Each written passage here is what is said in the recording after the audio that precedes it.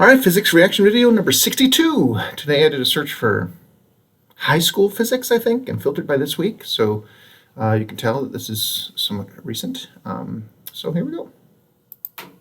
Okay, and so we're going to start looking at how when two things collide, you know what collide means?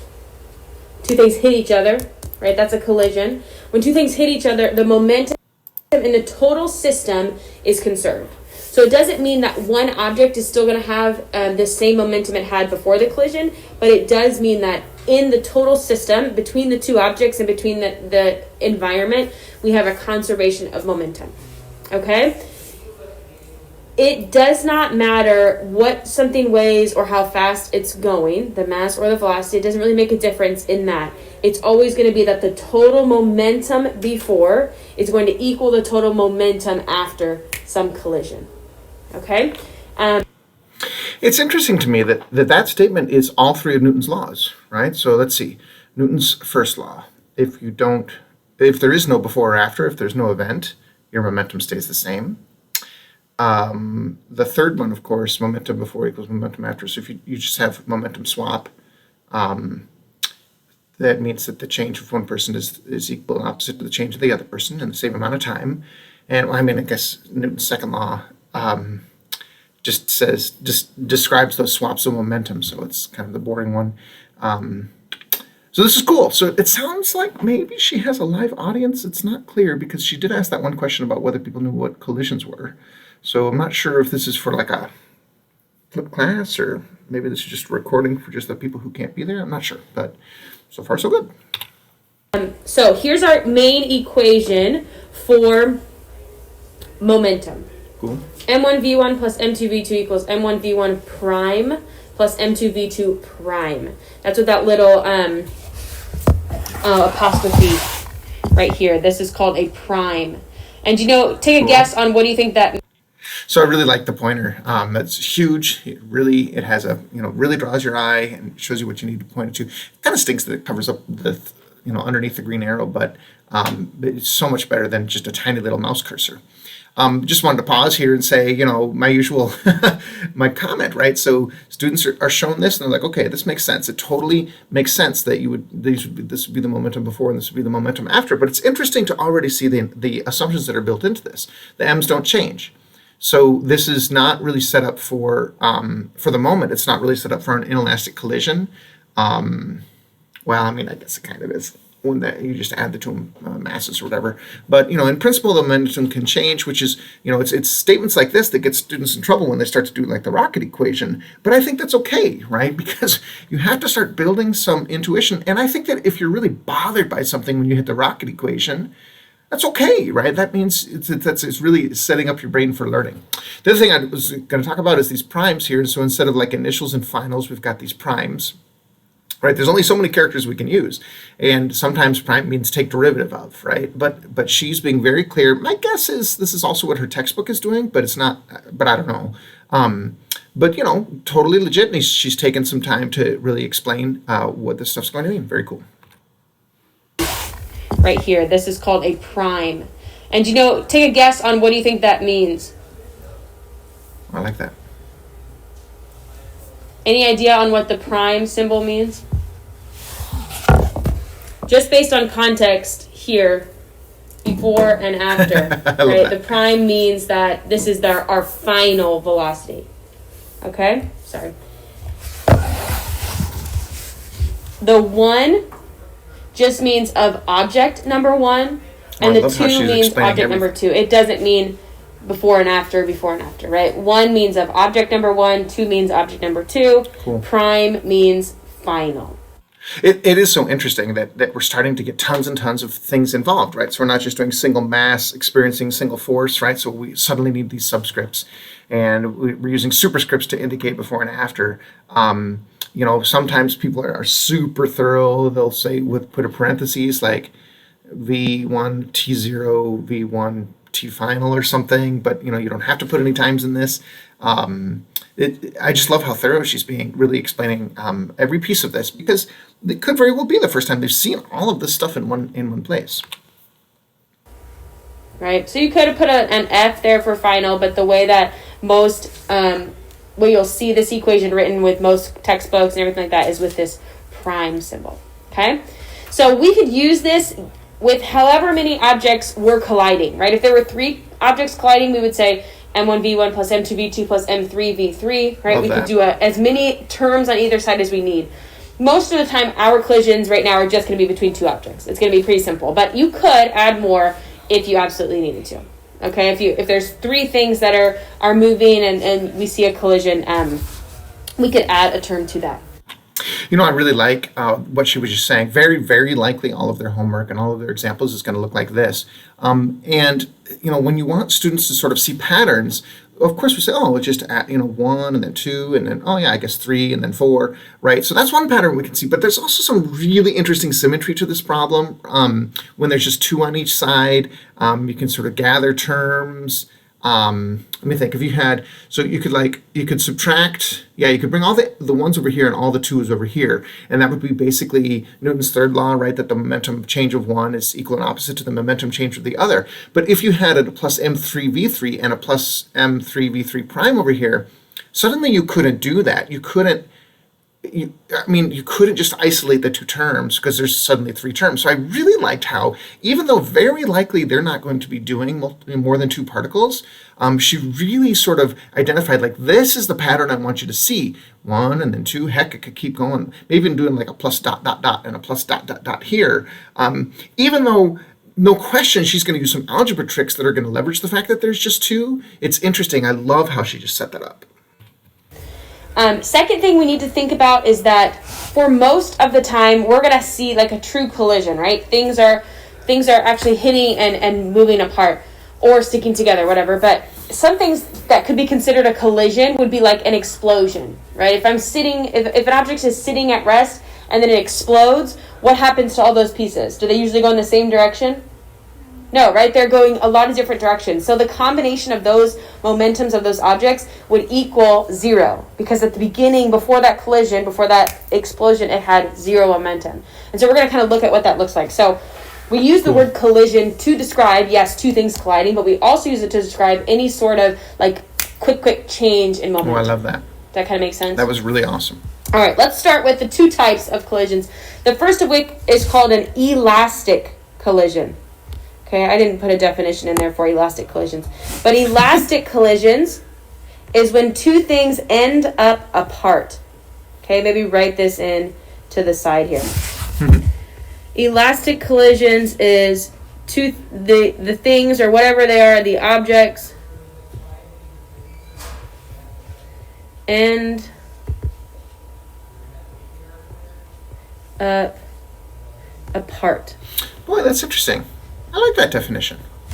Okay, they end up separated. Yeah. Sometimes when things collide, they collide and stick together and move in a certain direction. An elastic collision means they collide and then they end up apart, right? They could end up moving in the same direction, but they're still separate objects, okay? I mean, certainly you could have a collision, 2 things coming and deforming and then heading out, right? And maybe having a loss of energy. And so, I guess the formal definition of elastic is that there's no loss of mechanical energy.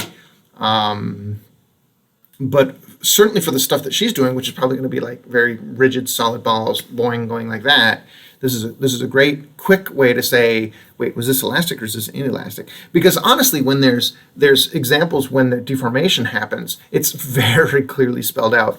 And it turns out that the particle has, had 2 joules worth of damage done to it, right? So you're very explicitly told what happens to the energy. So this is such a great little quick trick for the students to know what we're doing. Before she gets to this, I wanted to make some guesses here. So speed of 120 meters per second is a third of the speed of sound. Okay, that seems somewhat reasonable because I know supersonic bullets are special extra bullets, so we should be less than the speed of sound. 5 kilogram rifle. What is that? 11 pounds.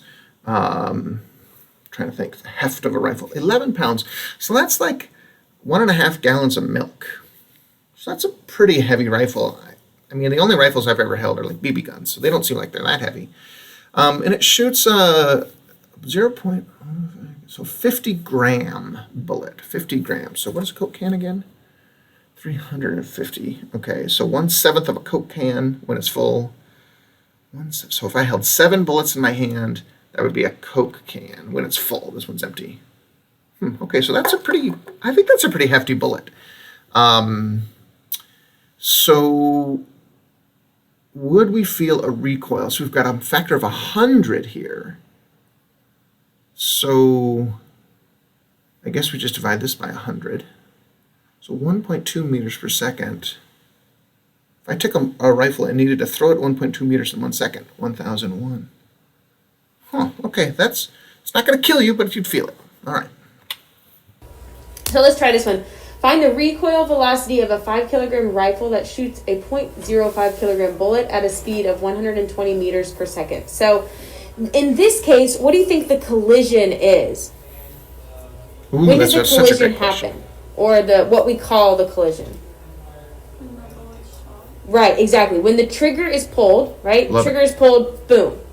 That's the collision. So both of our objects here really start at rest because nothing is happening before that trigger is pulled, right? And then I want you to visualize what happens. Do you know what a recoil velocity is? By the way, I also love that really not talking about the gunpowder or the explosion or where the energy came from, just talking about, well, we know the speed of one of them, so we can figure out the speed of the other one, totally independent of the chemistry of gunpowder, exactly how the trigger mechanism works. I just love how this really boils down to something quite simple, actually. What a recoil is? So I shoot the gun, and then what happens to the gun? It's called a kickback, right? It kicks back at you. So you fire the gun. All of the force that's used to being push the bullet out has to come back somewhere, right? This is Newton's third law. For every action, there's an equal and opposite reaction. So when I fire the bullet goes out with a lot of speed, little mass, right? But now this big, heavy object's got to move somewhere. So it kicks back. And so that's the speed that we're trying to aim for here, okay? So as we go through these problems, I like to kind of make myself, I like to make a list of what I'm doing here. So which one do you want to call the first object? The gun? Okay, so M1 has a mass of 5 kilograms. M2 has a mass of 0.05 kilograms. I will say that we want to make sure that our masses have consistent units. Usually we're aiming for kilograms. If we go with grams, not the end of the world, but they at least have to be consistent. Yes. Okay, if we would go grams, that means that our momentum unit would be grams times meters per second. So it's a little bit different there, but we want to aim for consistent mass units. So most of the time, just go ahead and make sure everything is in kilograms. Seems reasonable. Initial velocity of the first object or of the gun is 0. Almost look as she's initial velocity of the bullet is 0. Love that. We don't need to write the mass again, right? Because the mass is not changing. But V1 prime, right? That's the mass. Whoops, had a delay there. Sorry about that. Here we go again. Mass again, right? Because the mass is not changing. But V1 prime, right? That's the mass of the gun after the collision. What's that going to be? Yeah, that's right. We don't know. That's what we're solving for, right? That's my question mark. That was awesome. And then V2 prime. It's an interesting choice about who's 1 and who's 2, right? So to make the unknown be 1 is shows that there's no specialness about number 1 or number 2, right? That could have gone either way. Back when she wrote this, she could have gone either way, and it was just great that they realized. I could imagine there was a few students who were saying, "Oh, you need another speed? How about 120? Let's dump that right there." But to say, "Oh, wait a minute, we don't know that." That was very cool. Time is 120. Whoops. 20 meters per second. We're going to assume that the bullet's direction is the positive direction, right? We'll just make that the positive direction, and we'll find the gun's velocity. So can we anticipate anything about the gun's velocity? What direction do we anticipate it being? It's going to be negative, right? The bullet's going forward, the gun's going backwards, right? So at least we can anticipate that much of it. So let's go ahead and set up our equation here. We know that M1 times V1 plus M2 times V2, right? We know that whole side's going to be 0. So if you don't want to write out that whole part of the equation, that's no problem. But you Cool. can, so you thought about it. Cool. M1 times V1 prime plus M2. Just going to say this watermark stinks, right? It's probably added after the fact, so she probably doesn't see it while she's writing here. It's kind of a big old watermark, but I mean, I get it. That's how they have to make money. Times V2 prime. And Love so how I'm this gonna sets up have the an negative sign equation here. that says 0 equals 5 V1 prime plus 0.05 times 12 is probably times 120, 6. I mean 6 something? Oh, exactly 6. Okay, so now how can I rearrange to solve for V1 prime? I'm going to subtract 6 to the other side. Cool. So now I'm going to, let me move up here. Now my equation is going to read negative 6 equals 5 V1 prime. And so I'll divide by 5.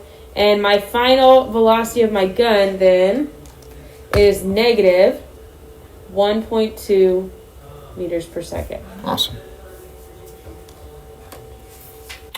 So, when I was making my estimates before, I was like, okay, factor of 100, factor of 100. She didn't do that here. She did the straight up algebra trick. And again, this is sort of a scaffolding thing, right? Like this always works.